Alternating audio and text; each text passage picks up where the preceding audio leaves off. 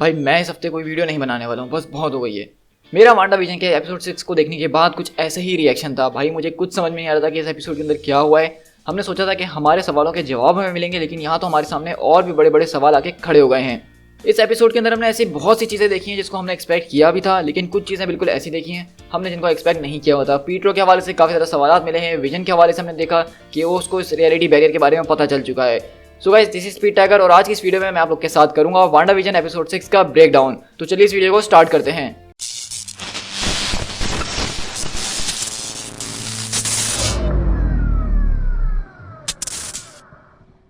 तो सबसे पहले अगर हम इस एपिसोड की बात करें तो यहाँ पे हमें आज जो है 90s के एरे को देखने को मिला है। हम पिछले एपिसोड में 50s, 60s, 70s और 80s का एरा देख चुके थे और इस बार हमें 90s का एरा देखने को मिला। और इस सिटकॉम एपिसोड की खास बात ये थी कि आज के एपिसोड के अंदर हैलोवीन स्पेशल था, तो इसी वजह से ये पूरी की पूरी थीम जो है हैलोवीन के ऊपर बेस्ड होने वाली थी। और हैलोवीन के साथ ये काफ़ी ज़्यादा स्पूकी और क्रीपी किस्म की हमारे सामने एपिसोड साबित हुई है। तो सबसे पहले हमारे पास सबसे बड़ा सवाल था कि इवान पीटर्स का जो क्विकसिल्वर है वो यहाँ पर क्या कर रहा है। क्या ये वही एक्समैन वाला क्विकसिल्वर है, या ये मेफिस्टो है, या ये कोई और है, या ये कौन है आखिरकार। तो मैं अभी के लिए ये कहना चाहूँगा कि अभी हमें डायरेक्टली इस एपिसोड के अंदर इस बात का जवाब तो नहीं मिला है, लेकिन हमें इतना अंदाजा जरूर हो गया कि ये वो क्विकसिल्वर नहीं है जिसको वांडा अपना भाई माना करती थी। क्योंकि हमने इस एपिसोड के अंदर कई बार देखा है कि जो बातें पीटरो को याद हैं वो बातें वांडा को याद नहीं उनके बचपन की, और जो वांडा उससे बातें पूछने की कोशिश करती बचपन की वो उसको याद नहीं होती हैं। और इसका एटीट्यूड भी देखा जाए तो पिछले दोनों क्विकसिल्वर से काफ़ी ज़्यादा डिफरेंट लगा है। तो ऐसा अभी के लिए हम मान सकते हैं कि इसकी शक्ल जरूर इवान पीटर्स के अंदर मिलती है, लेकिन ये एक्समैन या फॉक्स वाला क्विकसिल्वर नहीं है। और मैं तो ये भी कहना चाहूँगा कि हो सकता है कि ये हमारे मार्वल यूनिवर्स वाला भी क्विकसिल्वर नहीं हो, बल्कि ये एक अलग ही क्विकसिल्वर हो जो कि एक अलग ही मल्टीवर्स से आया हो। उसके अलावा जो हमने मेन चीज़ देखी थी यहाँ पे वो ये देखी थी कि जब हैलोवीन कॉस्ट्यूम पहन के सब लोग तैयार हो रहे होते हैं तो यहाँ पे जो इनके कॉस्ट्यूम से 100% कॉमिक एक्यूरेट थे। यहाँ तक कि कोई सिल्वर ने जो कॉस्ट्यूम पहना हुआ था बिल्कुल सेम एज इट इज, उसका कॉमिक्स के अंदर भी ऐसी कॉस्ट्यूम होता है। वांडाविजन के हम ऑलरेडी देख चुके थे, लेकिन मजेदार बात यहाँ है कि टॉमी और बिली भी इस बार हमें कॉस्ट्यूम में नजर आए, और वो लोग भी अपने कॉमिक बुक कॉस्ट्यूम में नजर आए हैं, जहाँ पे बिली ने अपने विकेन वाला कपड़े पहने हुए थे और टॉमी ने अपने क्विकसिल्वर जैसे अंकल पीटरो से मैच किए हुए थे। लेकिन हमें यहाँ पे ये पता चलता है कि जब ये लोग आज हैलोवीन पार्टी के लिए जा रहे होते हैं रात में, तो वहाँ पे विजन उनका साथ नहीं देगा, बल्कि विजन उससे यही कहता है कि मैं एक अपने सीक्रेट मिशन पर जा रहा हूँ, मुझे कुछ पता करना है, और जिस वजह से वो अपने बच्चों को छोड़ के चले जाता है। और इस पॉइंट पे हम लोग समझ चुके थे कि विजन को पता चल गया है इस रियलिटी के बारे में और उसको तोड़ने की वो कोशिश करेगा। और इस पूरे के पूरे एपिसोड के अंदर हमने यही देखा है कि विजन टाउन के एंड की तरफ जाता है, जहाँ पे जाके हमें ये बात पता चलती है कि टाउन के एंड के जो लोग होते हैं वो एक तरह के लूप में फंसे हुए हैं, और कुछ लोग जो बिल्कुल ही स्टिल हुए हुए हैंग हुए हुए हैं। मतलब वांडा जो है अपने आसपास की रियलिटी को ज़्यादा कंट्रोल कर रही है, और जो उससे दूर के लोग हैं वो उनको कंट्रोल नहीं कर रही है, बस उनको उसने रखा हुआ है इस रियलिटी को कंप्लीट करने के लिए। तो ये बात विजन को पता चल जाती है, और वहीं पे उसको एग्नेस भी नजर आती है। और हम देखते हैं कि एग्नेस जो है गाड़ी के अंदर बैठी हुई होती है और कोई बात नहीं कर रही होती सही तरीके से। तो विजन अपना उसी तरह से पावर्स को इस्तेमाल करता है जैसे उसने नॉन के ऊपर करी थी लास्ट एपिसोड में, और उसको उसकी रियलिटी से बाहर निकालता है। अब यहाँ पे हमारे पास ये बात तो साफ होते हुए नजर आ रही है कि एग्नेस, जिसको हम जो है इस पूरी की पूरी सीरीज का विलन समझ रहे थे, दरअसल मेरे ख्याल में वो विलन नहीं है। क्योंकि हमें देखा कि एग्नेस भी उतनी ही ज्यादा कंफ्यूज है जितना कोई और लोग थे। वो भी इसी बारे में कह रही थी कि तुम अवेंजर्स से आए हो और तुम हमें बचाने के लिए आए हो, लेकिन हम जानते हैं कि विजन को वेस्ट व्यू से पहले की कोई मेमोरी याद नहीं है। तो वो बोलता है कि एवेंजर्स क्या चीज़ है। तो एग्नेस उससे वही सवाल करती है कि मैं मर चुकी हूँ, क्योंकि तुम तो ऑलरेडी मर चुके हो। और तब जाके वो पागलों की तरह हंसना शुरू कर देती है, और वहीं पे विजन उसकी मेमोरीज को दोबारा रिवर्ट कर देता है वांडा की रियलिटी के हिसाब से। और हमने तभी देखा था कि यहाँ पे एग्नेस जो कपड़े पहने हुए थे वो एक विच का ड्रेस पहना हुआ था। तो ये इस तरह का आपको बहुत साफ नज़र आ रहा होगा। तो हर एपिसोड की तरह हमें इस एपिसोड के अंदर भी एक ऐड नज़र आया है, लेकिन मज़े की बात यह है कि ये वाला जो ऐड था ये वांडा की किसी भी पुरानी मेमोरी से नहीं जुड़ा हुआ था, बल्कि एक अजीब व गरीब ऐड था जिसके बारे में मैं भी थोड़ा कंफ्यूज हूँ। तो बेसिकली इसके अंदर में एक प्रोडक्ट के बारे में बताया जा रहा था जो कि योगर्ट होता है, जिसका नाम होता है यो मैजिक। और यहाँ पे एक शार्क समंदर से निकल के उस लड़के से बोलती है मैं तो यो मैजिक को ही खाता हूँ और उसके ऊपर ही फीड करता हूँ और बड़ा रहता हूँ।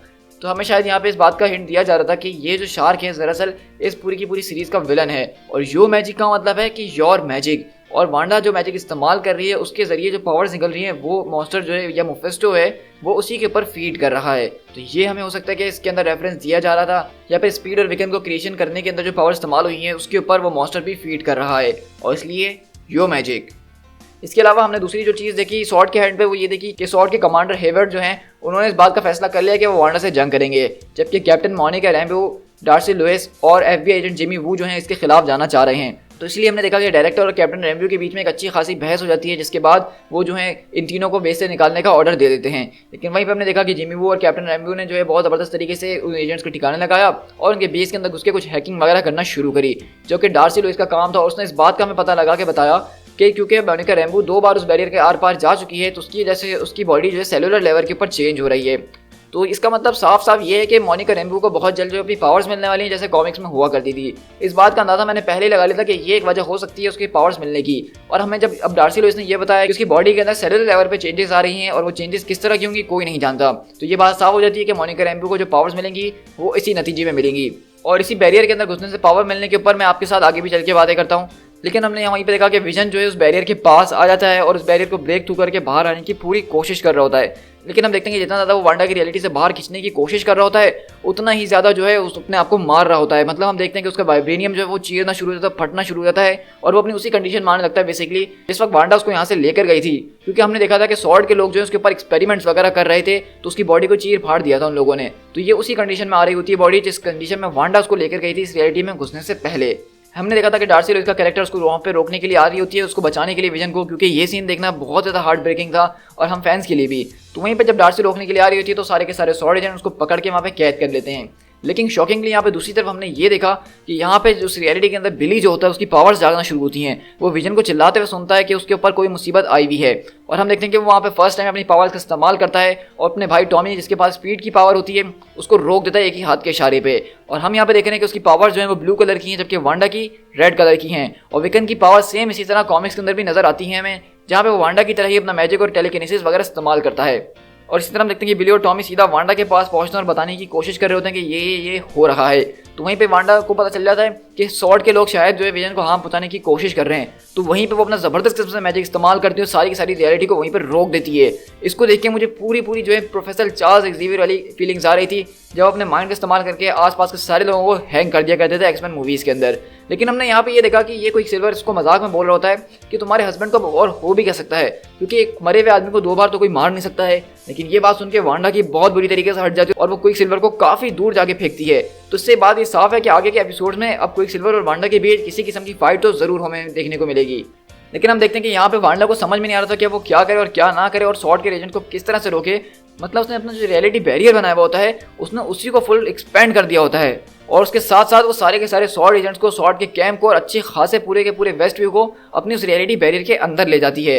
और जैसे जैसे वो चीज़ें रियलिटी बैरियर के अंदर जा रही होती हैं तो वो रियलिटी के हिसाब से ही चेंज हो जाती हैं। जैसा कि सॉर्ड का पूरा जो कैंप होता है वो एक सर्कस के अंदर चेंज हो जाता है, उसके सारे के सारे लोग जो होते हैं वो सर्कस वर्कर में चेंज हो जाते हैं जैसे कि जोकर्स वगैरह के अंदर। लेकिन हमें यहाँ पे ये नहीं दिखाया गया कि डार्सी लुइस का कैरेक्टर जब उस रियलिटी के अंदर गया तो वो किस चीज़ में चेंज हुआ। और मैं इस बारे में काफ़ी देर से सोच रहा हूँ। मतलब डार्सी का ख्याल तो आजकल मेरे दिल से निकलता ही नहीं है, लेकिन अब सोचना पड़ेगा ही।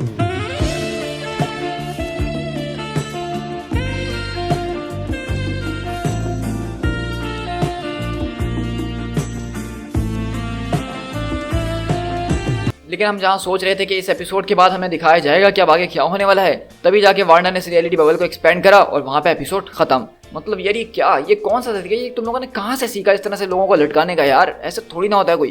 खैर जो था वो तो हो गया, लेकिन अब आगे क्या।